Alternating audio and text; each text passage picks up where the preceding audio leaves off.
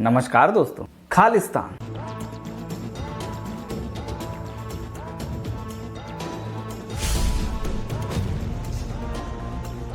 The land of Khalsa यानी कि खालसा की सरजमीन। आखिर क्या है खालिस्तान मैटर? और एक नाम अमृतपाल सिंह, जो कि इंडियन मीडिया में आजकल काफ़ी ज़्यादा सुर्खियों में है। कौन है अमृतपाल सिंह? तो आइए दोस्तों शुरुआत से समझते हैं सबको। 1929 जब ब्रिटिशर्स ने इंडिया को डोमिनियन स्टेट बनाने के लिए ऑफर किया, तब मोतीलाल नेहरू ने उनके इस ऑफर को रिफ्यूज करके कंप्लीट इंडिपेंडेंस यानी कि पूर्ण स्वराज्य की डिमांड की। और उसी समय शिरोमणि अकाली दल के लीडर तारा सिंह ने भी सिखों के लिए एक अलग देश बनाने की डिमांड की। बस यहीं से शुरू होता है खालिस्तान का चैप्टर। तारा सिंह की इस डिमांड पर उस समय तो कोई ध्यान नहीं दिया गया, क्योंकि उनके साथ पब्लिक का बहुत कम सपोर्ट था। लेकिन बाद में इसे सिखों के रिलीजन के साथ जोड़ दिया गया और सिखों को ये विश्वास दिलाया गया कि ये खालसा पंथ की रक्षा के लिए है। और धीरे धीरे लोगों को इनकी बातें भी सही लगने लगी और अब पब्लिक का भी काफ़ी सपोर्ट इनको मिलने लगा था। लेकिन अभी भी खालिस्तान जैसा कुछ भी सुनने में नहीं आया था। 1940 में पहली बार खालिस्तान वर्ड सुनने में आया, जिसका मतलब द लैंड ऑफ खालसा यानी कि खालसा की सरजमीन, जिसका डिस्क्रिप्शन इस बुक में देखने के लिए भी मिलता है। 1945 तक सिखों के द्वारा अपने लिए जो अलग कंट्री बनाने की डिमांड की जा रही थी, वो अब बहुत बड़े लेवल पर पहुंच गई थी। लेकिन जब 1947 में कंप्लीट इंडिपेंडेंस के बाद भी सिखों की इस डिमांड पर कोई ध्यान नहीं दिया गया, तब फिर उन्होंने भारत में ही अपने लिए एक अलग स्टेट बनाने की डिमांड की। उस समय देश के पहले प्रधानमंत्री पंडित जवाहरलाल नेहरू ने इस पर कोई एक्शन नहीं लिया और 1955 में कंप्लीटली उनकी इस डिमांड को रिफ्यूज कर दिया। लेकिन 1966 में प्राइम मिनिस्टर रही इंदिरा गांधी ने सिखों के इस प्रपोजल को एक्सेप्ट करते हुए पंजाब को 3 हिस्सों 1966 में सिख कम्युनिटी की बात मान ली गई और पंजाब को डिवाइड कर दिया गया। पंजाब को 3 स्टेट में बांटा गया, पंजाब, हरियाणा और हिमाचल प्रदेश।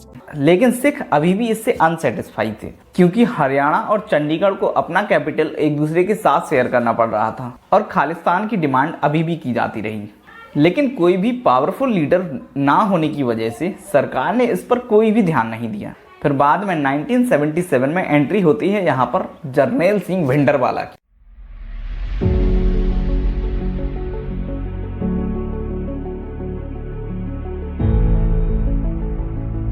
पंजाब के अंदर कई ऑर्गेनाइजेशंस हैं जो रिलीजन और एजुकेशन को लेके आवाज उठाती हैं। ऐसी ही एक ऑर्गेनाइजेशन है दमदमी टकसाल। 1977 में जब इसके लीडर करतार सिंह की डेथ हो जाती है, तब फिर जरनैल सिंह भिंडरवाला को इसका हेड बनाया जाता है। भिंडरवाला लीडर बनते ही गांव-गांव जाकर लोगों से नशा छोड़ने और केस ना कटवाने के लिए कहता है और सिख धर्म को फॉलो करने की अपील करता है। हक लैण दी नौजवानों नूं प्रेरणा करनी ते नंगे धड़ घुंड चुक के घुंड कढ के नहीं, पंथ की हमायत करना, ऐलान करना।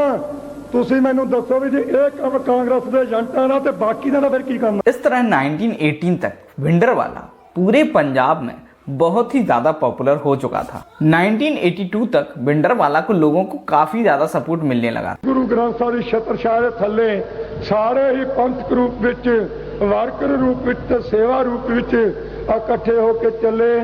और यही वो टाइम था जब खालिस्तान की डिमांड का इशू अपने पीक पॉइंट पर था। भीड़ जो सब कुछ अपने मुताबिक चाहती है, अपने मुताबिक कानून, अपने मुताबिक संविधान, अपने मुताबिक दलील और फैसला भी अपने मुताबिक। खालिस्तान के सपोर्टर अपने रिलीजन को सबसे ज्यादा इंपॉर्टेंस दे रहे थे और इसके लिए उन्होंने बहुत खून खराबा किया। इसी के चलते 1983 में कुछ खालिस्तानी सपोर्टर्स ने पंजाब के डीआईजी अवतार सिंह अटवाल की गोल्डन टेम्पल के कॉम्प्लेक्स में हत्या कर दी थी। इसके बाद पंजाब में सिचुएशन काफी ज्यादा खराब हो जाती है और 15 दिसंबर 1983 को भिंडरवाला अपने काम करने की लोकेशन को गोल्डन टेम्पल के अंदर अकाल तख्त पर शिफ्ट कर देता है, क्योंकि उसको लगता था कि पुलिस की या फिर किसी भी पॉलिटिशियन की इतनी हिम्मत नहीं कि वो गोल्डन टेम्पल के अंदर एंटर करें।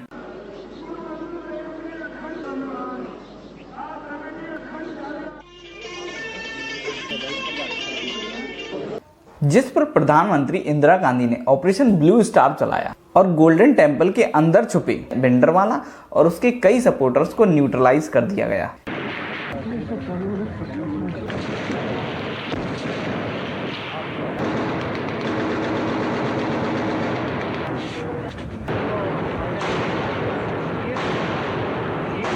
इस ऑपरेशन में कई बेगुनाह सिख भी इनके साथ मारे गए और टेंपल को भी बहुत ज़्यादा नुकसान हुआ।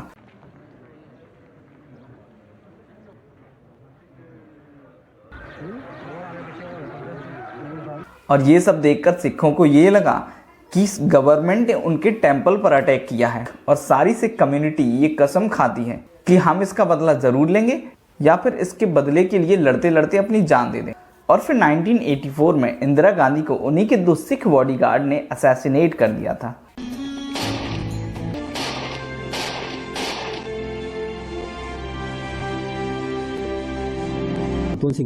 प्रधानमंत्री की हत्या ये कोई छोटी बात नहीं और इसके रिजल्ट में पंजाब में और दिल्ली में बहुत ही बड़े लेवल पर एंटी सिख राइट्स देखने को मिले। लगभग 8000 से ज्यादा सिखों को मारा गया और दिल्ली में 100 से भी ज्यादा गुरुद्वारों को जला दिया गया। पूरे दिल्ली में चारों तरफ पैनिक एटमॉस्फेयर था। एक ऐसा टूटने लगा।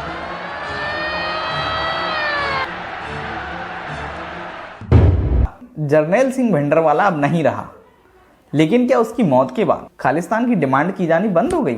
नहीं, ऐसा बिल्कुल नहीं हुआ। और इसका मेन रीजन ये था कि पूरी सिख कम्युनिटी अपने रिलीजन को लेकर काफी ज्यादा सेंसिटिव। इसके बाद भी देश में दंगे और हत्याएं देखने को मिलते रहे। 23 जून 1985 को कुछ खालिस्तानियों द्वारा एयर इंडिया की फ्लाइट में बॉम्ब रखकर एक्सप्लोजन किया गया, जिसमें उस फ्लाइट में सवार सारे 329 पैसेंजर्स मारे गए। अगस्त 10, 1986 आर्मी चीफ अरुण श्रीधर वैद्य की भी कुछ खालिस्तानी सपोर्टर्स ने गोली मारकर हत्या कर दी थी। अगस्त 31, 1995 पंजाब के उस समय के सीएम बेअंत सिंह की भी बहुत ही दर्दनाक हत्या कर दी गई थी।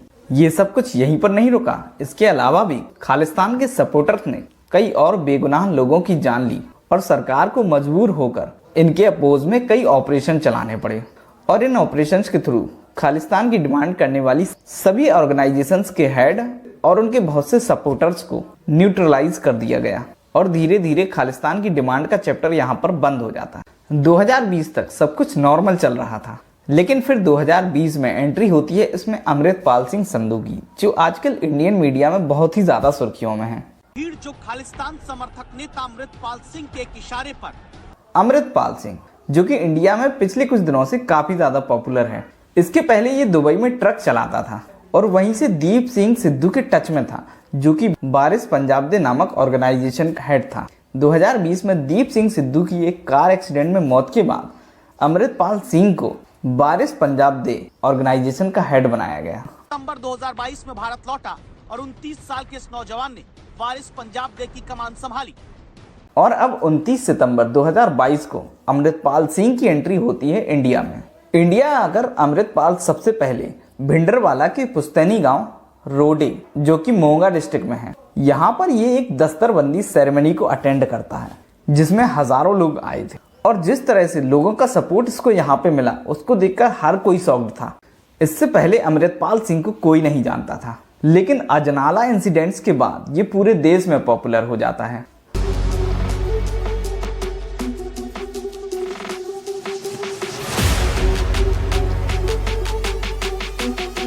पंजाब के अमृतसर डिस्ट्रिक्ट में ही अजनाला पुलिस स्टेशन है, जिस पर अमृतपाल के कुछ सपोर्टर्स ने हाथों में हथियार लेकर करीब 1 महीने पहले अटैक किया था। इस भीड़ के हाथों में हथियार है, तलवारें हैं, भाला है, लाठी डंडा है, बंदूक है। हमला करने की बजाय अमृतपाल के सपोर्टर्स ने बताई कि पुलिस ने उनके एक एसोसिएट लवप्रीत सिंह को गलत इल्जामों में जेल में डाल रखा है। भीड़ जो खालिस्तान समर्थक नेता अमृतपाल सिंह के एक इशारे पर अजनाला थाने पर हमला करने बढ़ गए। हालांकि ये मामला इतना बड़ा नहीं था, लेकिन मीडिया ने इस इंसिडेंट को इतनी बार अपने चैनल पर दिखाया कि ये पूरे देश में बहुत ज्यादा पॉपुलर हो गया।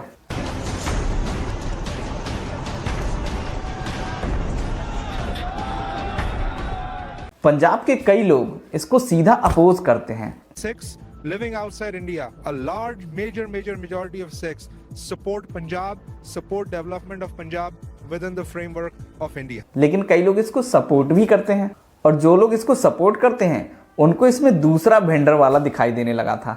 और करंट में इसकी लीडरशिप में खालिस्तान का मैटर बहुत ही ज्यादा चर्चा में है।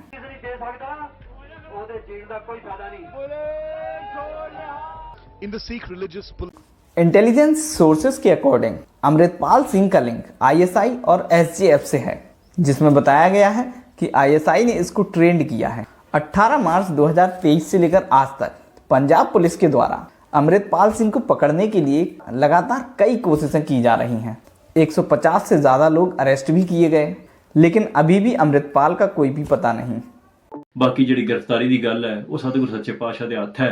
मैं चढ़दी कलां च हां, कोई मेरा वाल विंगा नहीं कर सकिया। लेकिन कभी कभार अमृतपाल को देखा भी गया है।